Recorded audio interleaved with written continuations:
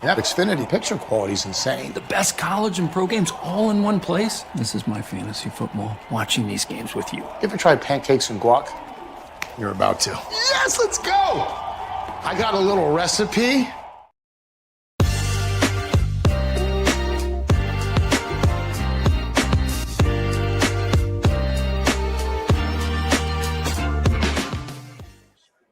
Hi, everyone. Welcome back to Inquire Live at Gameday Central, sponsored by Xfinity, alongside Jeff McLane. I am Olivia Reiner. We're coming at you live from Arlington, Texas, as we get set for the Eagles' Week 12 matchup between the Cowboys and the Eagles. As, of course, the Eagles matchup against the Cowboys. Big game. Everyone loves to circle this game on the calendar. And, of course, it is the Kelly Green game, too. The Eagles wearing their Kelly Green jerseys for the first time on the road. Jeff, how you feeling? How's everything going? What's up? Yeah, great to be here, Olivia. Back at Jerry World, excuse me, AT&T Stadium. I was just recalling the first time I was here in 2009, the inaugural season for the stadium, and it still holds up as one of the best in the league, and certainly its press box spread of food. Yes, if I fall asleep during the show today, it's because I've had my body weight in mac and cheese, which I'm not complaining. I'm doing great, but maybe a little more sluggish than usual. Just as a reminder, everyone, we want you to be a part of our conversation. If you're watching over on inquire.com/Eagles Game Day, you can leave us a comment or a question down in the chat. Also, if you're over on X, Facebook, YouTube, wherever you are on social media, drop us a question down below in the chat. We will answer some of those throughout our show today. So we look forward to hearing from you in just a little bit. All right, Jeff, let's get into the crux of the discussion. There's been a lot of chatter around this team this week, and certainly in the aftermath of these last two games coming out of the bye week, saw some really dominant defensive performances from this Eagles team. Offensively, however, they continue to leave something to be desired. It was just a couple weeks ago where A.J. Brown was standing at his locker saying that, hey, we can't let the defense continue to Band-Aid over some of the issues that we're having on offense. And yet we saw that once again this past week against the Lions, where the Eagles defense limits the Lions offense to 5 fourth down stops, and the Eagles can only come up with 6 points off of those essentially turnovers. So if you look at what this Eagles offense has been able to accomplish, it hasn't necessarily all been negative. They are incredibly savvy at not turning over the ball. Nick Sirianni, in this era of him at the helm of this Eagles team, Eagles are 40-2 when they win the turnover battle. So there's something to be said about the kind of conservative nature of the offense. But that being said, Jeff, if you look at the long term coming up here for the Eagles, is this a way that can be sustained? Is this something that a recipe for success going forward, playing very conservatively on offense, not turning the ball over, while having the defense continue week after week to essentially, to use a hockey term, to stand on its head week after week and to shut out opposing teams? Yeah, I mean, if you're talking long-term Super Bowl, getting there and winning it, probably not. Look, you need an offense that can effectively move the ball and score points. If you're going to have to win 3 in a row in the postseason, it's been very long since a team has won behind the strength of a dominant defense and despite the liabilities on offense. And that was with the Denver Broncos in 2014. That was an elite defense. That was like kind of a world-class unit. That was one of the best the league had seen in a long time. I think the Vic Fangio unit that the Eagles have now is almost probably as good as last year's. And we saw what that defense accomplished in the Super Bowl.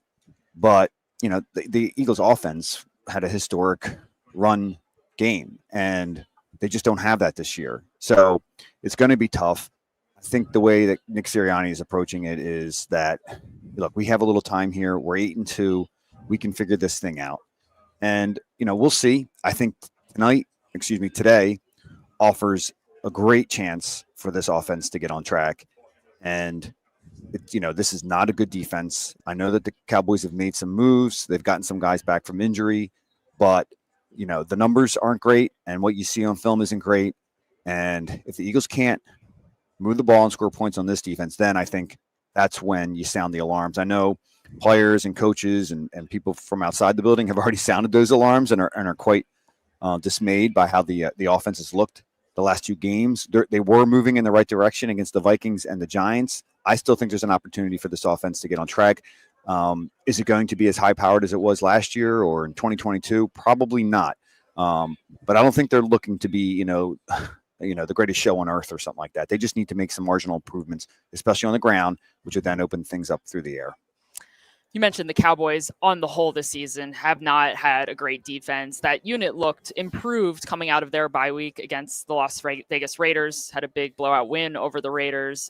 Big acquisition at the trade deadline. You mentioned Quinnen Williams coming over from the New York Jets. He immediately made an impact, had a sack and a half in that game. But I think the matchup to watch, really, in my opinion, is going to be on the ground. The Cowboys have allowed 131.4 rushing yards per game, and they rank 30th in the league in EPA allowed per rush. The Eagles offense, as we know, has really struggled throughout the season, getting off the ground, no pun intended. And this past week, we saw the Eagles offense really leaning into a lot of 12 personnel.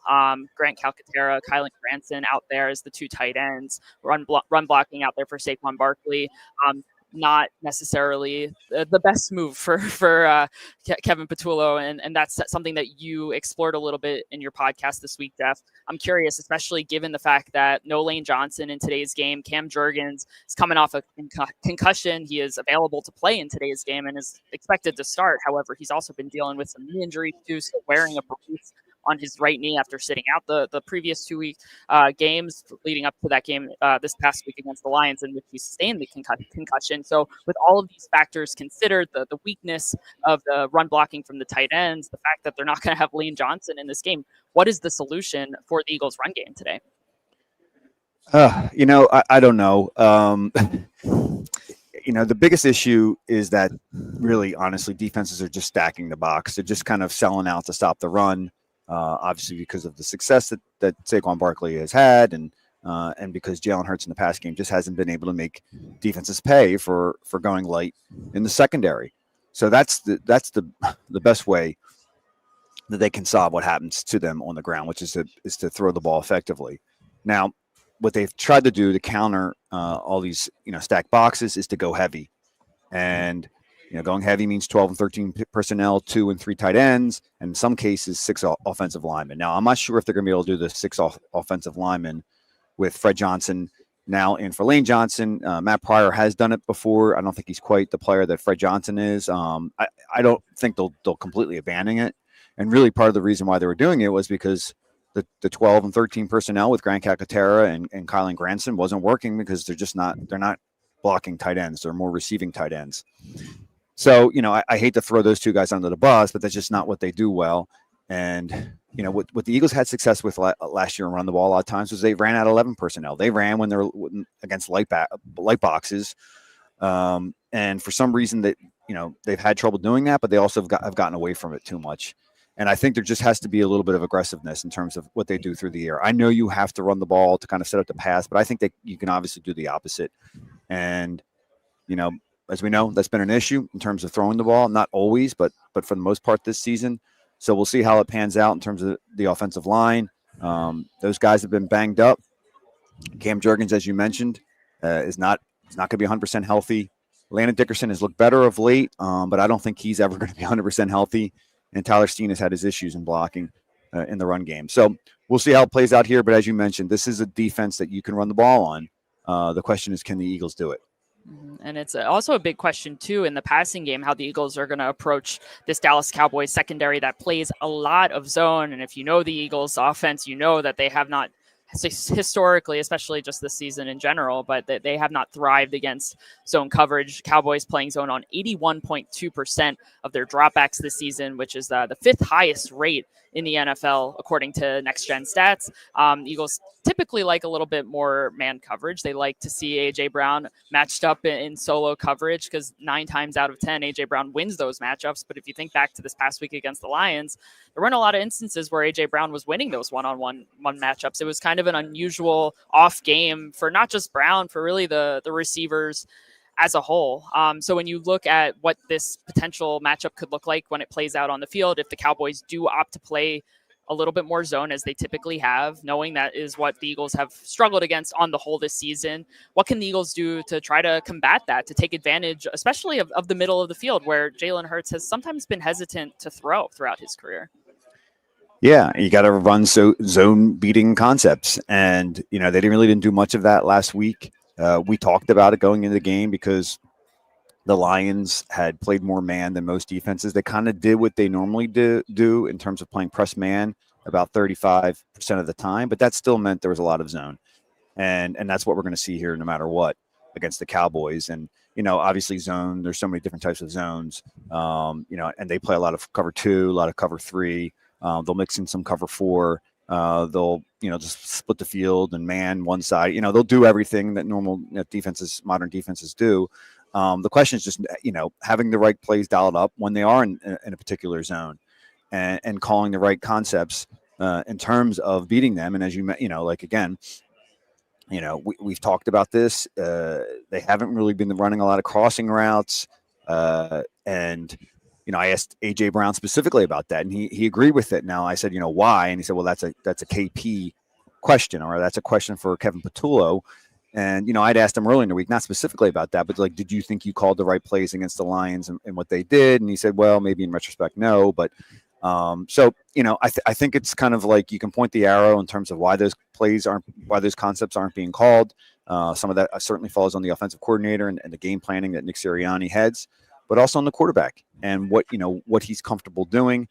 And I don't think that plays to Jalen Hurts' strength, and that is why there aren't as many of those concepts in there. But they have been in there before, so I don't know why they're completely abandoning them. And but at the same time, and I'll end my little point here, is that I don't think the receivers played well last week. It's not just all been on Jalen Hurts, and it's not just been all on Kevin Patullo. Those man concepts, they should have been beating those guys. Now, there were times that AJ Brown did, but Devontae Smith didn't get open a lot, and that was kind of odd to see considering how well he's played this year. So it's on everybody, and I know the quarterback's at the center of it all, but the receivers have to do a better job, and they have to, even if they're not calling enough of those crossing routes, et cetera, you got to win the routes that they're being called for you, and the Eagles aren't doing enough of that.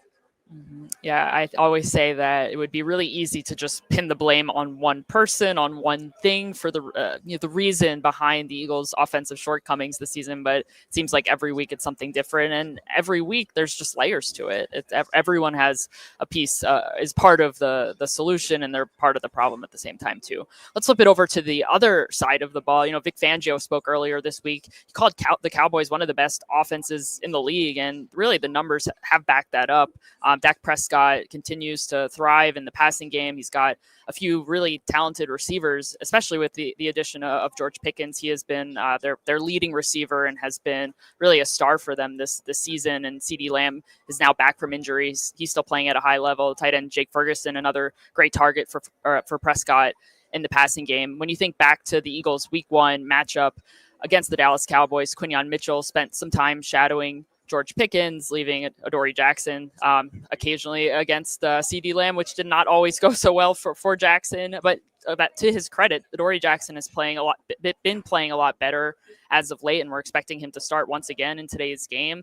But when you think about just kind of what this Eagles secondary looks like right now, how they've been playing lately, what do you think is just the best path forward for Fangio in this game, given the fact that these are some really talented receivers, and the Eagles have some weaknesses potentially in the secondary too?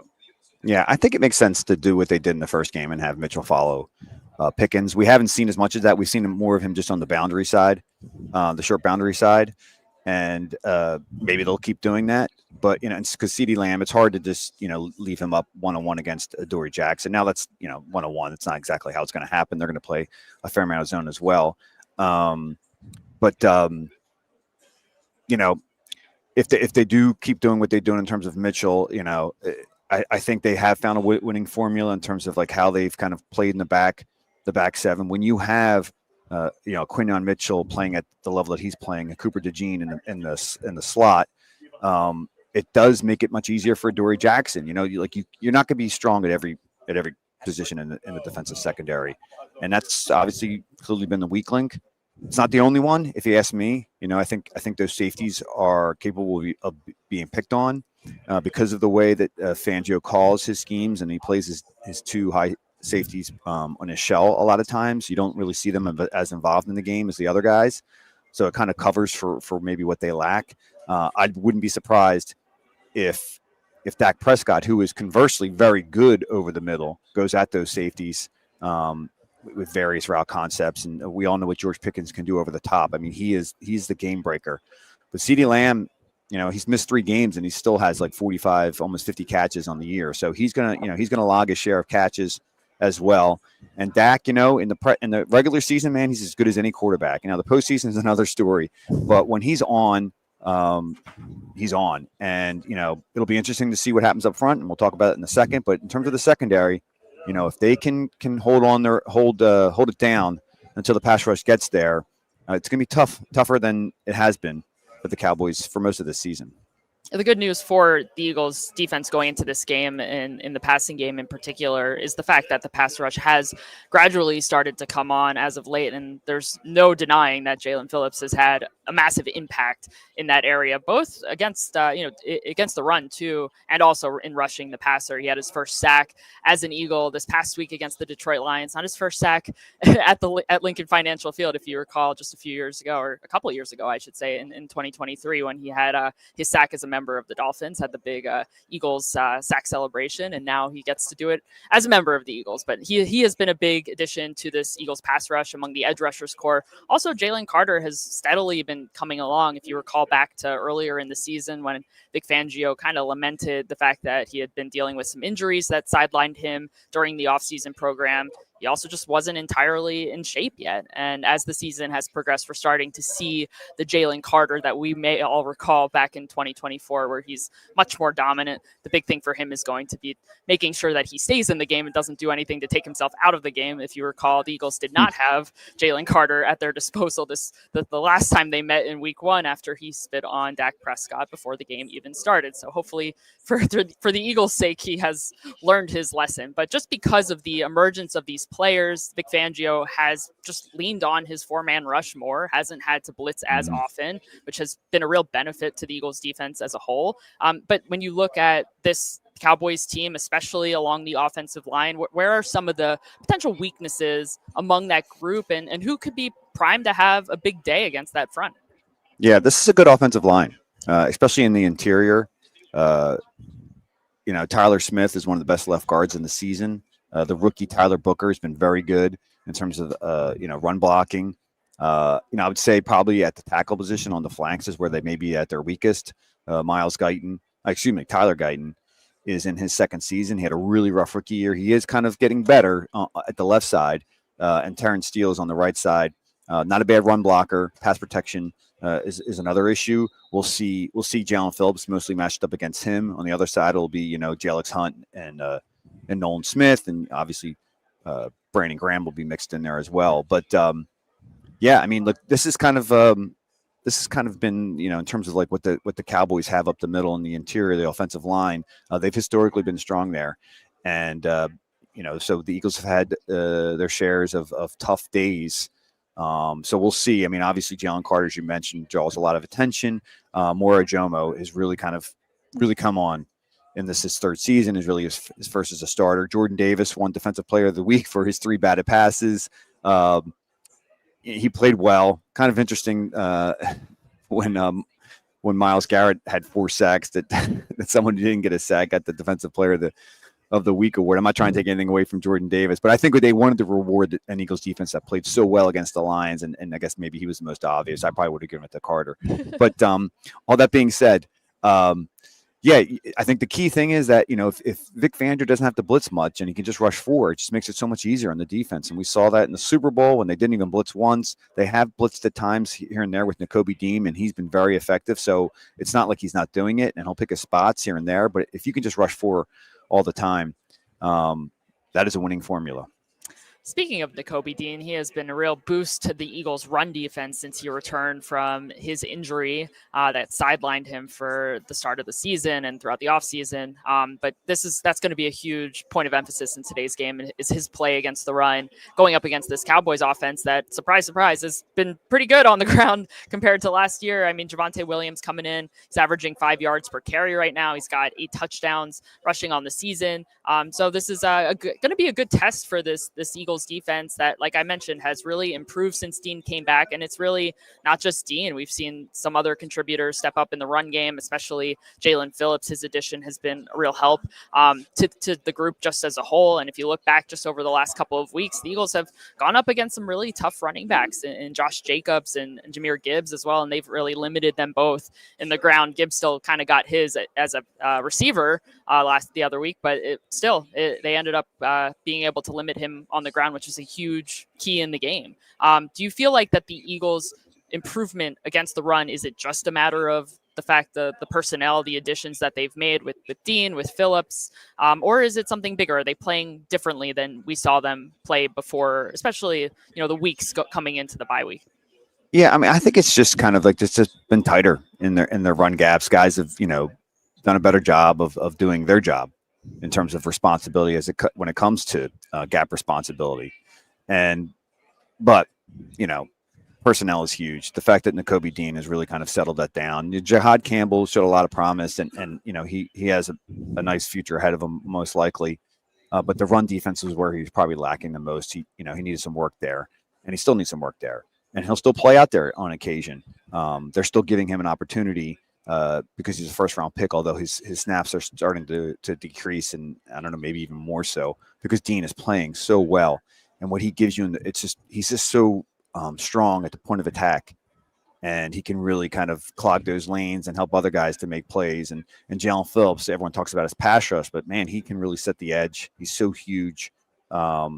And so those two guys, along with what we've seen, as you mentioned before, from Jalen Carter, getting into shape, making his presence felt up front, has been the big difference in the run defense. It's an 11-man thing when it comes to run defending. Everybody's got to do their jobs, but I think that's probably the biggest part of it.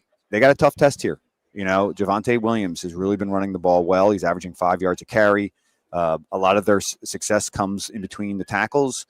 So we'll see. It's going to be kind of like mano a mano when it comes to the run defense. All right, Jeff, let's flip it over into our player picks for today's game. Lots of interesting storylines, as we've already discussed. Lots of interesting players. However, if you could just pick one, who are you going to be keeping your eye on in today's game? Yeah, we mentioned Cam Jerkins briefly, just because he's had the concussion, as you mentioned. He's had the knee thing, and then as he told me earlier in the season, he's not completely recovered from the back surgery that he had in the offseason. So you may have thought about maybe resting him another week, because Brett Toth has done a pretty solid job filling in for him. Certainly Jerkins, when he's 100%, he's the guy you want in there. We'll see if he's feeling good enough to go. I assume that he's going to be able to play at near a competent level. But this is going to be a tough test, because Quinn Williams is a force inside, and it's not just him that they have in the middle. I mean, they have Kenny Clark, who came in the trade for Micah Parsons at the start of the season. He's a really big guy, tough body to handle in the middle. Well, having covered him in the Packers. So they have strength up the middle, and Cam, as athletic as he is, he does give up something in terms of size and strength, and we'll see which way he slides to help in terms of the run blocking or even the pass protection. But I think that's probably a matchup that favors the Cowboys more than it does the Eagles. Mm-hmm. All right, I'm going to take a player on the other side of the ball, Jeff. I'm really interested to see how Andrew Makuba fares in today's game. He's not someone that we have talked a lot about recently, and I think that is a good thing for Andrew Makuba, simply because he hasn't really been as noticeable. He hasn't been picked on. Not only am I just intrigued about how he's going to play in today's game for reasons you already mentioned, talking a little bit about Dak Prescott's strength, targeting the middle of the field and how that might stress the safeties a little bit more in today's game. So from a sheer performance standpoint, I'm interested in that. But this is also kind of a homecoming game for him. He was born in Zimbabwe, and his family immigrated when he was 9 years old to Austin, Texas. So I spoke to him earlier in the week, and he said he's got something like 30 family members and friends who are going to be at this game. Maybe that gives him a little bit of extra juice. I don't know. We'll see, but he's certainly, his development has been noticeable, just in the sense that I think we're seeing fewer mental mistakes from him, and Vic Fangio pretty much said as much earlier in the week. So he is someone that I am going to be zeroed in on when he is on the field in today's game. All right, Jeff, the prediction, I'm not going to lie, was a little bit tough for this week. I was a little, I don't know. This was kind of a tough one. The Eagles have historically had a tough time winning, sweeping games against the Cowboys in the season. They did it last year. But this year, they got Dak Prescott is back and healthy. That was not the case last season. The Eagles got kind of a big break. But coming in here, never easy in Jerry World. What is your final score prediction for today's game? Yeah, that was Cooper Rush at quarterback last year when the Eagles beat them 34-6, and that was a good Eagles team too as well. I'm not trying to take anything away from them. They had lost 6 straight here in Arlington, heading into that game. I hate to make much of that because those are different teams. It was even a different coach at the beginning of that streak. So, all that being said, this is a tough place for teams to come in and play. The Cowboys love playing here. Dak Prescott loves playing here. He's won 70% of his games at AT&T Stadium. So I that definitely concerns me, and especially the way that they're playing on offense, and the way he's throwing the ball. It's going to be good versus good in terms of like when the Cowboys have the ball, they're going up against a really good defense. Maybe they kind of battle to Eagles have their wins and the Cowboys have their wins. On the other side of the ball, it's, bad versus bad. The Eagles offense right now is not playing at a good level. And the Cowboys, while it's been a little bit better of late, I just don't know, if I want to make too much of them holding a team like the Raiders to just 17 points last week. That's just not that's maybe the worst offense in the NFL. So I haven't completely bought into the Cowboys defense all of a sudden being good. And I think the Eagles will do enough. I really, on offense. I know that there's a lot of doubt outside of the Eagles, but I think there's an opportunity here, and I think they're going to take advantage of it. There's a lot of smart guys in that building. Jeff Stoutland knows the run game as well as anyone. I think he'll figure something out in terms of blocking schemes and how to get Saquon Barkley some space and into the secondary, maybe pop one here in Dallas. Or Arlington. To be more geographically be more specific. Yes. I'm going with 21-17 Eagles, a little bit of a lower scoring game compared to your final score prediction, Jeff. But for a lot of the same reasons, I agree with you. I just have a hard time believing that this passing game is just solely on the decline. I think they've got too much talent as a group. Even in Patullo's non-answer, I think there was some admission in there that the play calls in the timing of those calls last week was not enough against the Lions. So I think we'll see a little bit of a rebound performance against the Cowboys here, who have had a hard time as a whole defensively this season. Not to take away from the additions that they made or the strides that they made this past week. I agree with you that the Raiders are not exactly a great offense, but the Cowboys played with a lot of effort. So we'll see if they're able to sustain that effort. But no, I think that the Eagles should. They're the better team. I still think, even if they haven't always played like they're the better team in some of these games, but I think they deserve a lot of credit for the wins that they have had in the last 2 weeks, even if they haven't looked as good as some might want them to on offense. I think they still deserve credit for taking care of the ball and being able to pull out wins over good teams, especially at a place like Lambeau Field, even home against the Detroit Lions, a really talented team that's going to be a contender in the NFC this season. So I'm going, like I said, 21-17 Eagles, and we'll see how that goes. And then we've got one final score prediction over on inquire.com/Eagles Game Day from M. Galante. They say 27-17 to 13 Eagles. So that's even a little bit bigger of a margin there for the Eagles. Yeah, I forgot to give my score, right? I'm 24-20 Eagles. Sorry. Okay. Yes. Sorry. I may have missed that, but yes. I think I missed it. Maybe I was hearing things too. All right. Maybe I said it. That is going to do it for us today, everyone. Thank you so much for joining us on Inquire Live at Gameday Central, sponsored by Xfinity. Just another reminder, head on over to inquire.com/Eagles Game Day. During the show, you can leave us a question, a comment. We'll be chatting with you guys in real time. So we look forward to seeing you over there in just a little bit.